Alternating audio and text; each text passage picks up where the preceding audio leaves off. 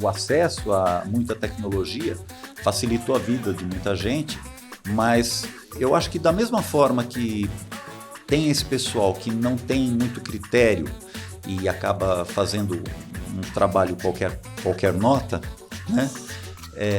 Tem também a pessoa que tem a oportunidade de experimentar e que é uma pessoa que vai ter a vontade de estudar e fazer a coisa bem feita.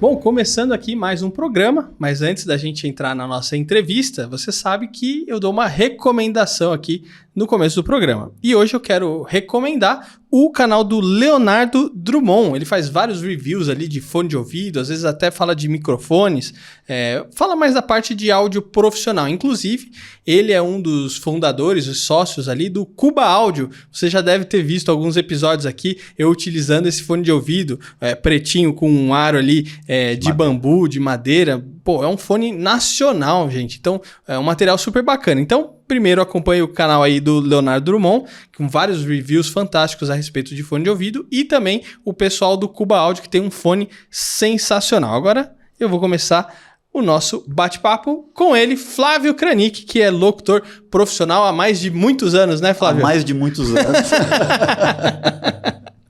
Há muito tempo, né, Fernando? Flávio, você também acabou comprando um Cuba, né? Eu comprei. Eu sigo o Leonardo já há bastante tempo. Eu acho que pouco tempo depois que ele começou a fazer as transmissões no YouTube e tal. Assim que eu conheci, eu já gostei do canal, porque ele entende, ele sabe o que ele está falando, ele não é um chutador, né, que muitas vezes você encontra no YouTube. E a ideia dele, do fone dele, é muito bacana. Então, e gente, quem indicou ele para mim foi o Flávio. Né? Aí eu comecei a acompanhar, comecei a ver, fui atrás do negócio do fone, chamei ele pro canal, então tem um programa aqui com ele, onde a gente fala do Cuba, e depois acabamos comprando os fones. Cara, são muito bons, cara. São. E o conforto... E o problema é assim, né? É que eu falo assim, o melhor dos mundos é a ignorância, né? Porque enquanto você não sabe que uma coisa é boa, você tá usando uma coisa ruim ali e beleza. É igual chocolate, né? Não sei se você tem essa impressão. Então, você tá acostumado ali com os chocolate barato e tá tudo bem. Aí você, de repente, come um Lindt, come um negócio, aí você... Putz, grila, eu tava comendo essa porcaria esse tempo todo. Aí você fica mal acostumado, né? É exatamente isso. O problema todo é a referência, ou a falta de, né? Ou a falta dele, exatamente. Agora, Flávio, falando de áudio aí, que é sua especialidade, inclusive você já sempre me deu várias dicas aí, contribuiu com muita coisa aí pro estúdio. Inclusive, a gente tá fazendo o teste dessa plataforma nova aqui nos microfones, né? Uhum. Você pegou uma transformação muito grande do áudio e do jeito que se faziam as coisas, do jeito que se faz hoje é muito, muito diferente. Qual foi a principal evolução tecnológica aí que o áudio sofreu? Bom, principalmente a mais recente, né? Mas tudo começou, essa revolução toda começou com a digitalização, né? Quando eu comecei com locução, e eu comecei tarde, eu tinha 28 anos, né? Eu não era jovem. Ah, faz 5 anos então que você começou. 5 só. 5 anos, obrigado. Quando eu comecei, a gente gravava as locuções. Eu comecei gravando em fita cassete, mas depois eu tive um sócio que ele tinha gravador de rolo, então a gente gravava no gravador de rolo, que tem uma qualidade ótima, tal. Depois a gente transferia isso editando para fita cassete através de um gravador multitrack, né, que ele utiliza a fita cassete comum, né? Na verdade, cromo, né? Essa aqui é uma fita comum, que ainda está na embalagem original. Mas, então, ela trabalha só em um sentido, ela só vai para um lado, você não vira a fita, mas ela trabalha com 4 pistas e em velocidade dobrada.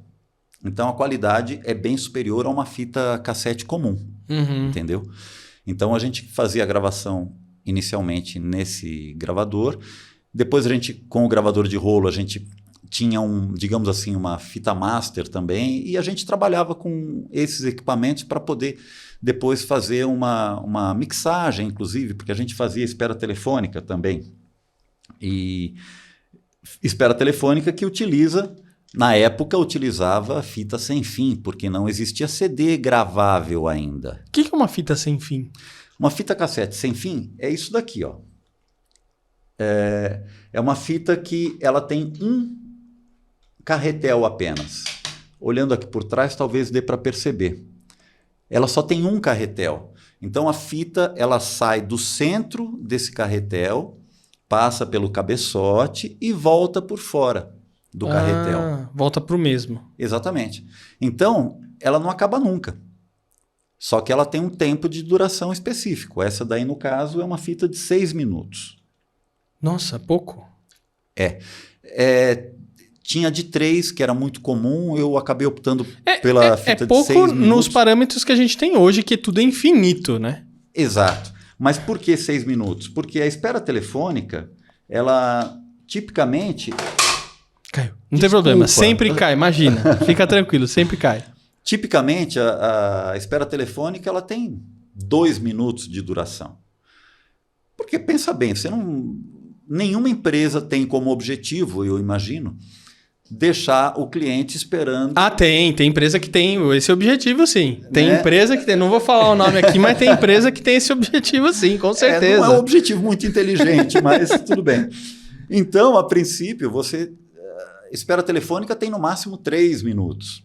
E se a pessoa ficar mais tempo, ela vai repetir a mensagem, paciência.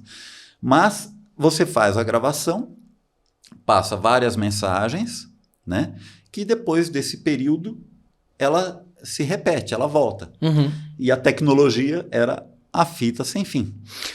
Ô Flávio, agora assim, a gente está falando dessa parte da digitalização, ou seja, o digital foi a maior revolução que teve aí dentro da parte do áudio, claro, como em muitas outras mídias também ou outras plataformas. Como é que você fazia a edição, né? Basicamente você colocava uma fita virgem e uma com material e ficava ali trabalhando pause, rec, play do que você queria passar para um outro lugar e editar? Também, mas como a gente gravava digamos, com o gravador multipista, né? Você tinha a condição de fazer a edição. A gente trabalhava com o gravador de rolo e o gravador multipista. Então, a gente podia passar de um para o outro, entendeu? O gravador de rolo ele não é muito rápido, né? Então, ele funcionava bem para receber o material final, digamos assim. Mas o gravador cassete ele é rápido, né? Então, a gente editava com o gravador cassete. Quando tinha várias pistas, a gente podia até utilizar também já a trilha de fundo, já inseria ali também, e trabalhava dessa forma. Era trabalhoso pra caramba, viu, meu? Então, a edição em si já é trabalhosa hoje, mas hoje você consegue fazer mais coisa no período que você editava, por exemplo, mesmo no multitrack, você faz mais coisa no mesmo tempo, não é? Sim, exato. E é que assim, antes disso, eu não cheguei a pegar essa parte. O pessoal trabalhava na base do corte da fita. Nossa, Tinha uma mesinha especial lá para você cortar a fita e fazer a emenda da fita para depois tocar e... Meu, isso deve ser surreal, isso, cara. Eu não peguei isso, infelizmente, porque eu tinha muita curiosidade para pôr a mão na massa. Não, e eu acho que, assim, algumas coisas é interessante, não o fazer em si, mas pelo fato de você ter o conhecimento daquilo. Então, cara, eu fui uma das últimas turmas, se não a última, a ter aula de revelação de fotografia na faculdade. Olha só. Cara, mas é muito legal, entendeu? Porque você entender o processo de como era feito, entrar na câmera escura, aí molhar o papel na química, vamos ampliar, vamos não sei o que, faz o foco. Até porque você enxergava tudo acontecendo, né? Exatamente. Isso é muito legal. Infelizmente não tem, né? Não que eu falo assim, precisamos voltar para fazer fotografia como era antes, né? Não, eu não sou esse tipo de saudosista. Mas eu acho que em termos de conhecimento, isso é muito legal. Sem dúvida nenhuma. Sem dúvida nenhuma. E você não tem mais esse tipo de coisa, né? Não tem. Hoje está tudo no digital. E mesmo quando eu comecei, logo eu já comecei também a trabalhar no computador. Mas isso era 1994, 94, 95, eu acho, mais ou menos. Os computadores, eu nem sei, era muito pouca a memória que o computador tinha. Mas eu comecei a trabalhar no computador em 98. Uhum. Em 98, eu até lembro a configuração no meu computador. Ah, é? Lembro. Era um HD de 4 GB, um processador... Não era 4 GB? Não, era giga sim. Era? 4 GB. Era um HD de 4 GB, era um processador 300... O processador era 350 MHz. Nossa. Pentium 2. Era Pentium. Memória, se eu não me engano, era 16 megas. Era 16 megas. assim. Cara, hoje o meu Note tem 16 gigas. Pois é. A placa de vídeo eu nem lembro, mas era coisa assim de 56 kbs, megas, entendeu? Hoje, você assim, lembrou do modem. Do modem, exatamente. 56 kbps. Exatamente. Que era rápido. Então, Começou assim, com 16. Cara, a evolução disso... Esse foi o pontapé inicial, né? Mais ou menos. Que quando eu entendo... Eu não sou favorável à pirataria, mas a pirataria é a grande responsável pela velocidade que as coisas aconteceram no começo, da educação, principalmente. Exatamente. Porque senão era uma coisa inacessível. Se não fosse a pirataria... Não tem como. Não, vamos voltar, porque aí o pessoal precisa entender o contexto. Vamos voltar no contexto lá em 1994. Né? Isso. 5, sei lá. Primeiro, assim, quantas pessoas tinham computador em casa? Poucas. Começou a popularizar. Né? Se o pessoal precisasse comprar, todo mundo... Precisava, claro que precisava, mas uma licença de Windows já não dava para você ter computador. Aí você precisava da licença do Office, a licença do não sei o quê, a licença do não sei o quê. Não dá. Não então, existia nada gratuito, até porque não existia internet ainda. Não tinha. Mas não era eu vou dar o exemplo da Adobe. A coisa que eu sempre quis era ter Adobe original.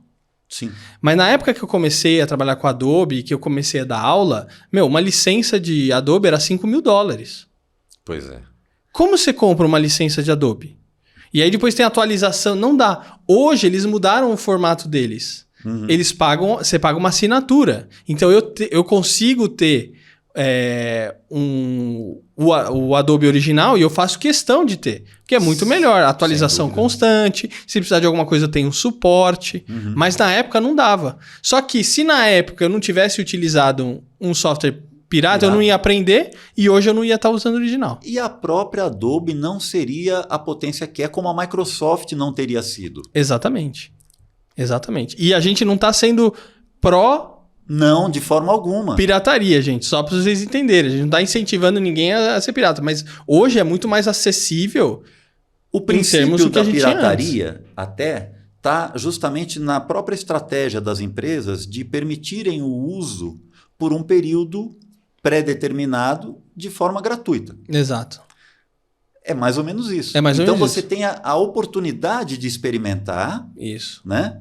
E gostei, vou comprar. Só que na época, né, se a gente pegar 7 dias de período grátis, não dava para você aprender 7 dias software como o Adobe, por exemplo. Não, imagina. Vamos pegar Audition, que é de áudio, para editar áudio, massa e tal, não sei o quê. Você não aprende Audition em 7 dias. De jeito nenhum. Por mais que você tenha muita informação hoje em dia... Você tem que testar, experimentar e ainda tem que assistir a aula, que hoje tem aula no YouTube aos montes, né?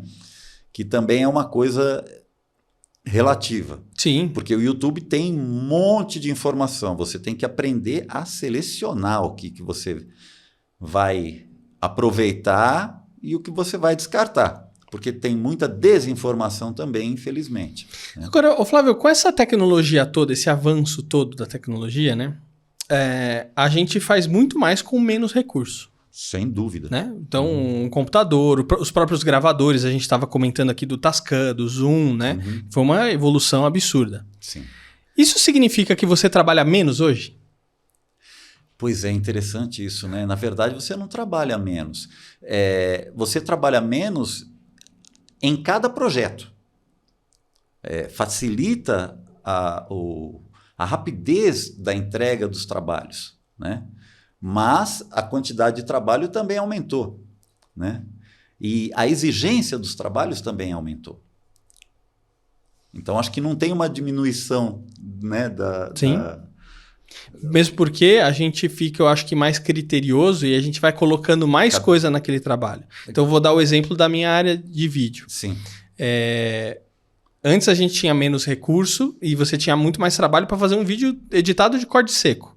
Sim. Conforme a tecnologia foi avançando, o processo de corte seco ficou mais rápido. Só que a gente coloca mais elementos de efeitos, de correção de cor, correção de áudio, transição, GC, animação dentro do vídeo, que acaba se levando o mesmo tempo, só que você faz uma coisa com acabamento muito melhor. Exatamente. E é uma coisa muito interessante, porque a gente começou falando da capacidade do computador há 30 anos atrás, né? Hoje, para você trabalhar com vídeo no computador, você tinha que ter uma máquina potente.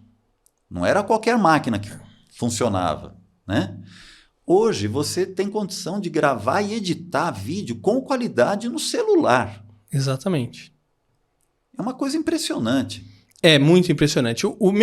Sempre a minha preocupação com isso, Flávio, eu não sei se, né, você também enxerga dessa maneira, eu acho a popularização da tecnologia, toda essa democratização com a internet e tal, eu acho sensacional, eu acho que tem que existir. Uhum. Mas também a gente não forma uns profissionais que às vezes não estão tão preocupados com algumas coisas quanto deveriam estar. Então, por exemplo, o pessoal acha que, vou gravar o vídeo, pego o celular aqui, saio gravando, pum, e beleza. O famoso qualquer nota. E o áudio é a mesma coisa. Às vezes o pessoal, gravar um áudio? Não, eu pego aqui o WhatsApp, eu gravo, mando um áudio para mim mesmo e tá bom. Infelizmente tem. O acesso a muita tecnologia facilitou a vida de muita gente, mas eu acho que da mesma forma que tem esse pessoal que não tem muito critério e acaba fazendo um trabalho qualquer nota, né? Tem também a pessoa que tem a oportunidade de experimentar e que é uma pessoa que vai ter a vontade de estudar e fazer a coisa bem feita. E que muitas vezes, se ela não tivesse tido a oportunidade de experimentar, talvez ela fosse para um outro caminho ou, né? Não poderia ter feito isso. Tem os dois lados, né? Sempre tem os dois lados. Você teve muita dificuldade de se adaptar nessas tecnologias novas? Olha, não é fácil. Não é fácil. Eu realmente achei até que eu fosse ter mais facilidade com a tecnologia, só que a tecnologia avançou de uma forma que eu mesmo não esperava. Ou, para dizer a verdade, eu acho que eu não consegui acompanhar o tanto quanto eu gostaria de ter acompanhado. Eu tenho dificuldade com TikTok, com o Instagram, né? A gente faz o necessário, né? Mas eu gostaria de ter mais facilidade com isso do que eu tenho. Não, eu tenho uma história engraçada que é o seguinte, eu peguei muito VHS, né? VHS, o próprio cassete, né? Brincava muito de fazer gravação, essas coisas assim, sabe? Sim. No próprio rádio, né? Liga o rádio, faz uma gravaçãozinha aí na fita, né? No som e tal. Isso era legal demais. E aí eu lembro quando a gente comprou o primeiro aparelho de DVD em casa, acho que foi 2004, né, pai? Ou 2003, alguma coisa assim. Um aparelho de DVD. Não foi? 2004? Ou 2000? Não, acho que 2000, né? 2000 foi aquele pequenininho primeiro. Não, DVD, não CD. O DVD, aquele prateadão da Philips grande, assim. 2004, não foi um negócio assim? Deve ter sido. E aí, cara, a gente comprou em casa, aí a gente alugou um filme pra assistir, DVD. Nossa, imagem demais e tal, né? E aí no final do filme, aí minha mãe perguntou assim, não tem que rebobinar? Porque a fita tinha isso, você assistia e você tinha que rebobinar pra devolver o filme, porque senão eu pagava a multa. Exatamente. Na locadora, que você tinha que devolver rebobinado. Exatamente. Aí, né, e pra explicar... Não, mãe, o DVD não precisa, a informação... né? Como eu já vinha um pouco de computador, usava muito CD-ROM, isso pra mim já tava automático, mas pro pessoal pra começar a entender... né, a nova dinâmica e tal. Ah, tá bom, é assim, é funcionamento diferente. da coisa, como é que é isso, É. né? Porque tá certo, o pensamento dela Linear. é linear, exatamente, né? É essa a diferença. Quando lançou o CD, eu tenho uma história parecida de um amigo meu que brincou com a esposa com CD. O CD era novidade e tal, até então era só fita cassete ou disco, Nossa, vinil. né? O vinil. Aí ele brincou com ela, assim que ele comprou o DVD e tal, mostrou como é que é aquela festa toda, não sei o quê. E aí ele pediu para ela virar o CD, ela foi. Ela foi virar o CD. Aí foi aquela tiração de sarro. Né? Não, e você sabe o que é engraçado? Agora pensando isso que você tá falando, o vinil não precisa rebobinar. Igual a fita cassete. Olha O só que acesso legal. é aleatório, exatamente. Ou seja, o vinil é muito mais digital do que o próprio cassete, né? Que o cassete não é digital, mas... Sim, o princípio é o mesmo, tanto que o HD por dentro é igualzinho. A estrutura é a mesma. É o mesmo. Né? A agulha do vinil Exatamente. vai aonde vai e no a HD cabeça, tem uma agulha. em qualquer é verdade. ponto. Né? É a mesma estrutura, é essa daí. Que loucura, eu nunca tinha parado para pensar nisso. Agora que eu tô tendo esse insight assim com isso. Agora, com essas evoluções, as demandas de trabalho, por exemplo, locuções, diminuíram também? Por exemplo, você fez muito essa parte de espera telefônica. Sim, eu comecei fazendo muito espera telefônica. O mercado se abriu para mim, principalmente nessa área, né, na época. E então, por isso que eu acabei trabalhando bastante com isso. E cada profissional acaba trabalhando mais determinado setor. Como eu não trabalhei em rádio, né, então, para mim foi de certa forma, uma dificuldade até para entrar no mercado publicitário. Né? O pessoal que vem de rádio já está dentro do mercado publicitário, é mais fácil. Praticamente. Né? Até porque o pessoal de rádio trabalha trabalha no ar por um período dentro do dia dele de trabalho depois e vai fazer locução. que ele vai fazer gravação para os clientes da rádio, né? E ele não ganha nada por isso, normalmente, né? Tem até as exceções aí, mas enfim. E então eu tive que correr muito atrás para conseguir fazer trabalhos publicitários, né? Isso daí não é que foi uma dificuldade. Eu digo que eu não trabalhei em rádio, eu trabalhei em rádio, se é que pode considerar isso, mas eu trabalhei a primeira rádio loja que existiu. Hoje é uma coisa que é até cafona, né? Eu acho, não sei. Mas era novidade. Começou com as lojas Mapping. Olha só que legal. É uma rádio, claro. Que eles montaram uma rádio em cada loja. Né? Que tem ali, tinha lá os aparelhos de toca-discos, toca-CD, né? E aí você ia fazendo a promoção desses aparelhos? Eu tocava as músicas, a gente fazia uma programação ali. Tinha uma prestação de serviço também, não? A gente chegou a fazer isso também. Que legal. A gente chegou a fazer isso, porque tinha o departamento de marketing que criava os comerciais para a gente gravar e também tinha a parte de um tipo de prestação de serviço ali. Muito legal, é uma rádio. É uma rádio. Que legal. E era interessante que eu comecei trabalhando no Shopping Morumbi, que eu trabalhava ali perto da Avenida Morumbi, né? Eu saía do serviço e ia para o shopping, né? E ali eu tinha um intervalinho de respiro ali no meu período de trabalho dentro da rádio loja, que eu aproveitava para dar uma volta no shopping, né? Eu cheguei a trabalhar também na rádio loja do Mapping do centro da cidade. Eu fui numa Que legal, ou seja, cada uma tinha a rádio própria, vamos dizer assim. Tinha a rádio própria. Nossa, se fosse Itaim, fazer isso Mapping, hoje... Itaim. Nossa, se fosse fazer isso hoje, você ia fazer uma para todas as lojas. Com toda certeza, com toda certeza. Porque mas o trabalho seria muito mais fácil, né? Pois é, a transmissão do áudio hoje é uma coisa totalmente viável. Antigamente não era uma coisa viável. O que existia de transmissão de áudio era via LP, né, que é linha privada, que você tinha que pedir para a Telesp, uma LP, que ligava de um ponto a outro através de par telefônico. Então a qualidade do áudio era restrita à linha telefônica. E a linha telefônica é restrita de 300 Hz a 3 kHz. Não adianta você ter um puta equipamento Não para vai- fazer não a vai- captação, que ele vai cortar dentro dessa faixa para chegar do outro lado aquilo ali só.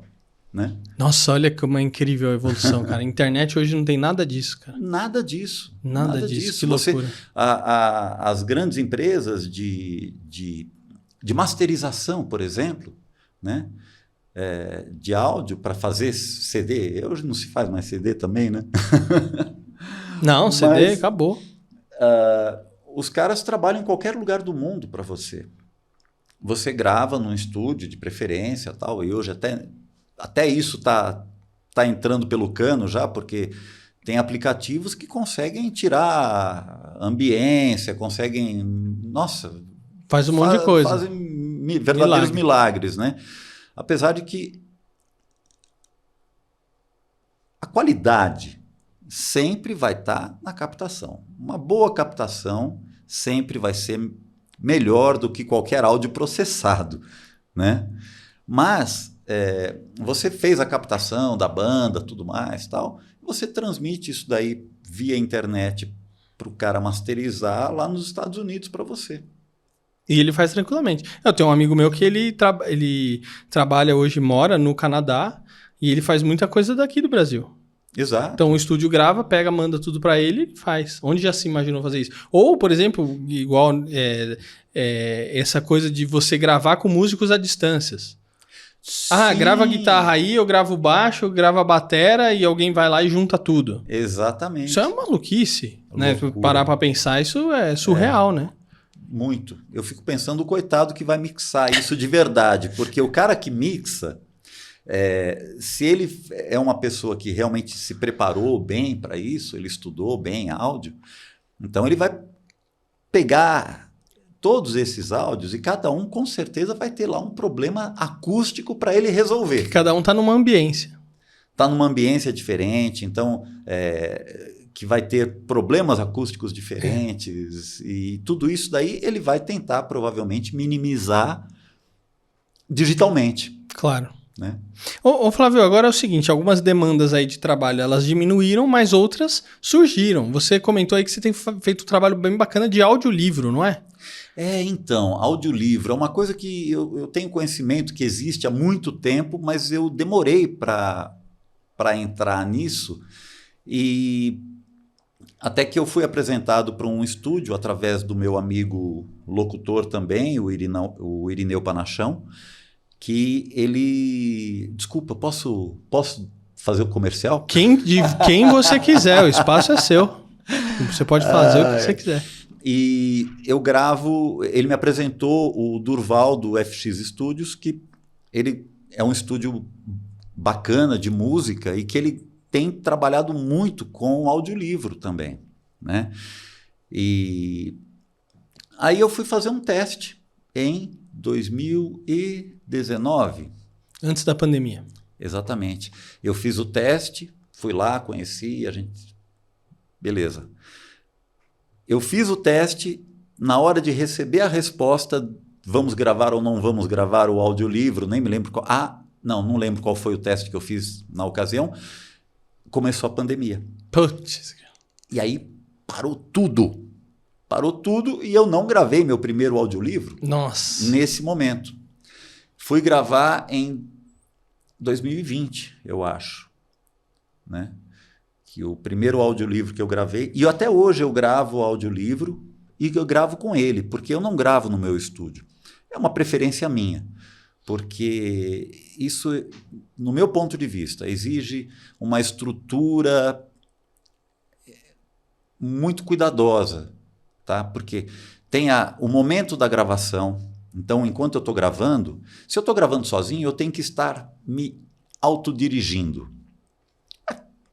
Funciona, né?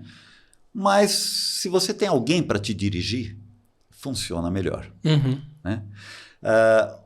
Um livro, ele tem, sei lá, de 3 horas de duração a 20 horas, às vezes até mais. Bastante. O audiolivro é um livro narrado, é isso? É um livro narrado, exatamente. O primeiro livro que eu gravei foi o Protocolo Russo, que conta a história do problema das Olimpíadas, né? Do Putin, já era o Putin, né? Que ele montou todo um esquema para burlar o doping dos atletas russos, narrado pelo chefe do departamento antidoping russo, que era justamente o cara que fazia a maracutaia acontecer. E que ele denunciou isso, tem até documentário sobre isso. É muito interessante o livro. Agora, se eu estou gravando sozinho, como é que eu faço para falar um nome russo?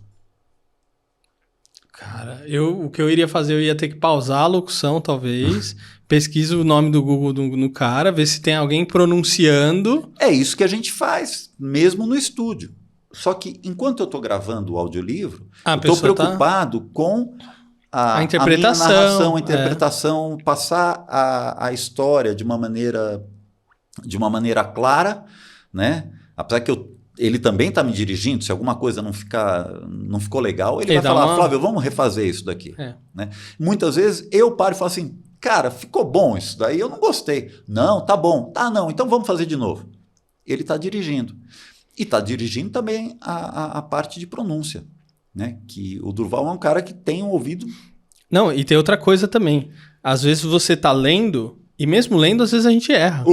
Muitas vezes. Um plural... uma pontuação. Exatamente. Às vezes a gente erra, acontece. E às vezes quem tá de fora percebe, às vezes você não percebeu. Quem tá de fora que percebe. Assim como no audiolivro, que eu gravo, então, e assim, como eu estava falando, eu gosto de gravar lá no estúdio por causa disso. Além do que, é a oportunidade de você sair um pouco. Como eu sempre trabalhei dentro de casa, dentro do meu estúdio, né? Então, isso é uma coisa que te isola muito isso não é legal. Não. Sabe? Então, esse é um lado que eu gosto da gravação do audiolivro. Fora. Por isso que eu não gravo audiolivro em casa. Agora, a gente está falando de toda essa evolução, né, Flávio? E não tem como a gente não falar de toda essa inteligência artificial chegando. Uhum. Então, hoje, a gente tem uma plataforma de inteligência artificial de texto. Eu entro nessa plataforma e falo assim, escreva um texto para mim de 500 caracteres falando sobre sustentabilidade. Né? Chat, como é que é? É Chat GPT. Ou GTP. GPT ou GTP. Assim, que diz que tá... Cara, incrível. E ele escreve. Né? E aí tem outros de imagem, que você escreve assim, faça para mim uma caneca com a imagem do, sei lá, Mario, Sonic. E ele faz... Né? Então, ele cria qualquer tipo de imagem. Você descreve e ele cria uma imagem para você. E a gente chegou também no ponto onde a gente tem uma plataforma, claro, uma plataforma paga, de fazer locuções. Então, você entra lá, tem vários idiomas, vários tipos de vozes, e você fala que texto que quer, não sei o que, papapá. Cara, a gente chegou nisso também. Sim. Como é que funciona? Não vai ter mais o locutor? Então, esse é um assunto que está sempre em pauta, né? No meio. Mas o que acontece? É claro que isso vai evoluir, vai melhorar. Já existe há bastante tempo, tá? É o tal do TTS, Text to Speak, né? Então, você tem no Google, hoje que está acostumado, você digita lá e manda ele falar. E ele fala para você a partir do texto, né? Mas é tudo travado, né? Esse do Google é bem travadinho. É bem travadinho porque ele não teve... O objetivo não era substituir ainda o locutor, né? Agora, existe sim muita tecnologia que está caminhando para esse lado. E existe uma questão ética que muitas vezes é deixada de lado.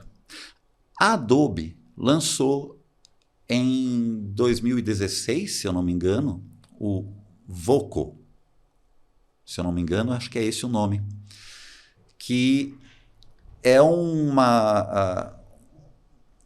software ali ligado, eu acho que é um software associado ao Audition, ou até pode ser que seja aceite até em outras plataformas, mas enfim, que você digita o texto, tá? Eu capto a sua voz, né? Digita um texto e você vai falar aquele texto de boca fechada. É o software que vai falar com a sua voz. 2016. A Adobe, na verdade, ela não lançou em 2016, ela apresentou em 2016 e eu não sei se isso chegou a ser lançado, porque eles falaram que eles iam estudar a viabilidade, principalmente com relação a isso. Por quê? Existem softwares que movimentam a boca da pessoa e com a voz. Tem até aplicativo que faz isso, né, no celular. Eu não me lembro qual que é o nome. Então, tem a questão ética. E isso é muito perigoso. Porque a gente pode criar, por exemplo, o discurso de um presidente. Exatamente. Com uma foto dele e tendo um... Exatamente. E outra, hoje na internet você chega ali, você pega um vídeo de um presidente de um determinado país, pega a foto dele, pega a voz, que tem muito conteúdo, porque presidente é uma figura muito exposta. Exatamente. Aí você cria um vídeo, o presidente tá falando que vai atacar... Olha aqui o vídeo, e mostra. E tem um mostra. vídeo dele falando aquilo. Sim, é por isso que entra a questão. Então, tem que haver um controle muito forte nisso, mas, de qualquer forma, a gente sempre vai ficar com a pulga atrás da orelha. Será que isso é verdade ou não? Agora, em termos de trabalho, eu não sei o que você imagina, mas eu tenho alguma percepção em relação a isso. Por exemplo, quando você contrata uma plataforma dessa, você não tem que evitar com o atraso do locutor.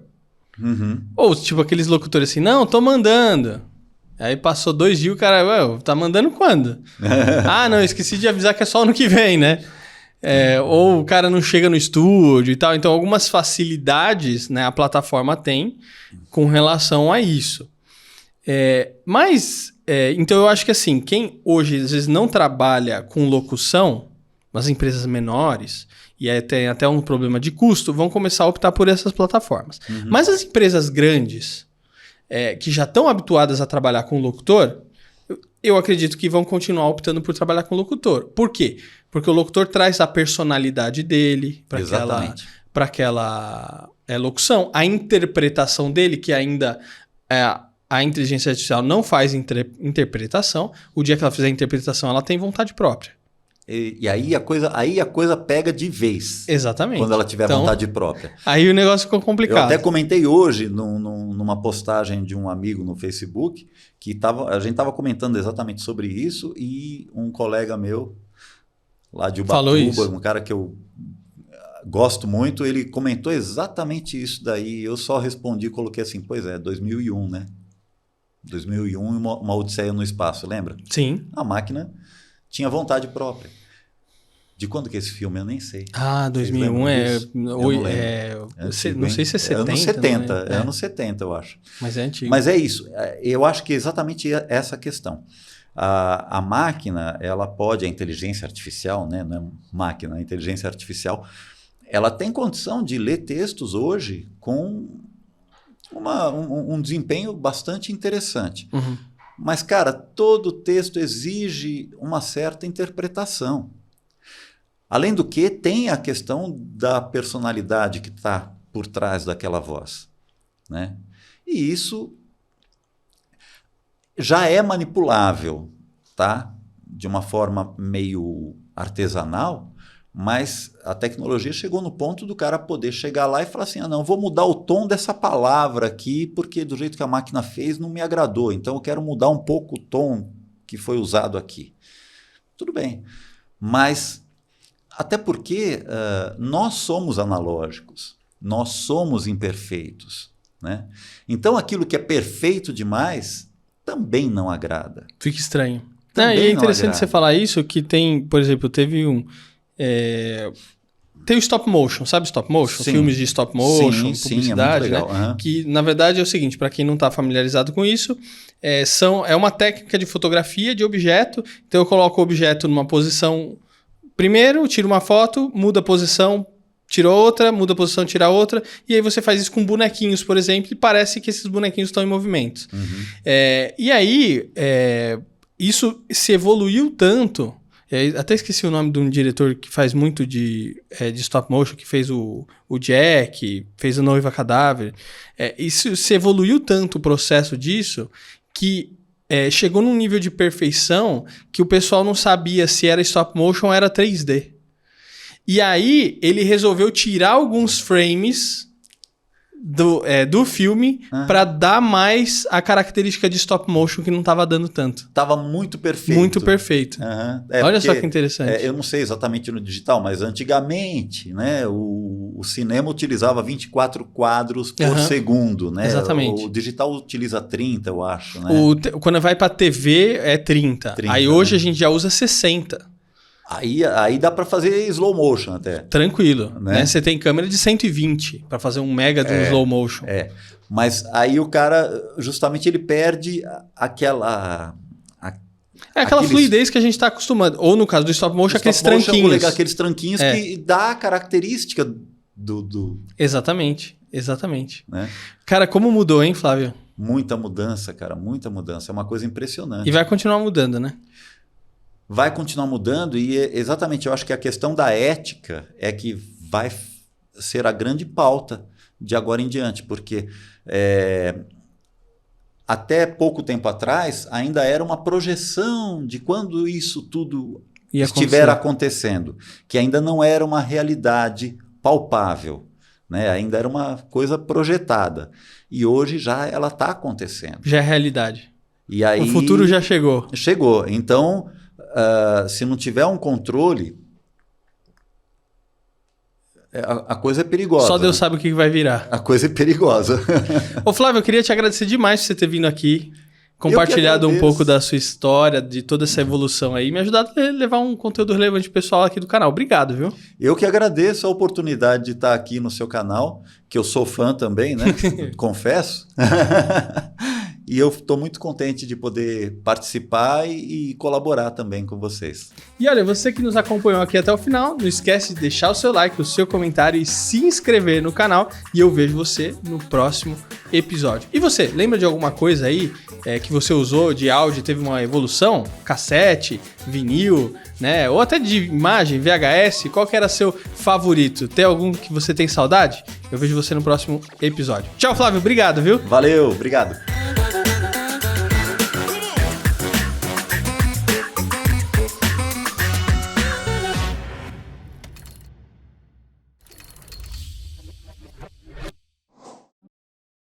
Mm-hmm.